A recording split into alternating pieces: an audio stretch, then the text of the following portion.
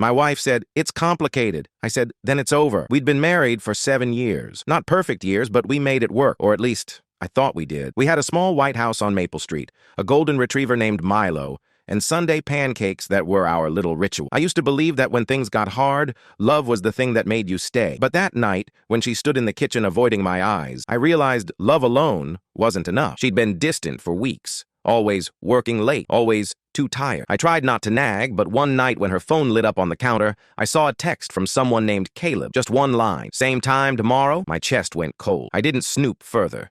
I didn't need to. My gut already told me what my heart refused to believe. When she came home that night, I asked, "Who's Caleb?" She froze, then sighed like she'd been rehearsing it. "It's complicated." I laughed, but it wasn't funny. "Complicated?" I said. "Then it's over." She looked shocked, like she expected me to fight, to beg. But I'd spent years trying to fix things she'd already given up on. I wasn't going to do it again. That night, she packed a small bag and left. No yelling, no dramatic goodbye, just quiet footsteps, the rustle of a zipper, and the click of the door. Milo sat by the window for hours after she was gone. I sat beside him, wondering when love turned into something that needed explanation. Days turned into weeks. Friends said I was handling it well, but they didn't see the nights I couldn't sleep, or the way I still set out 2 mugs every morning. I didn't block her number. She didn't text. The silence hurt more than anger ever could. One afternoon, I went to grab the mail and found an envelope with her handwriting. Inside was a note and a folded photo. Us, from years ago, on the day we bought the house. The note said, "I'm sorry, I didn't mean to hurt you." It was never about him. I was just lost. I wanted to be angry again, but I couldn't, because the truth is, I was lost too. We both stopped trying long before that conversation in the kitchen. She just admitted it first. I thought that would be the end of it. But grief has a funny way of showing up uninvited. Sometimes I'd wake up at 2 a.m. and still reach for her side of the bed. Other nights, I'd scroll through old photos,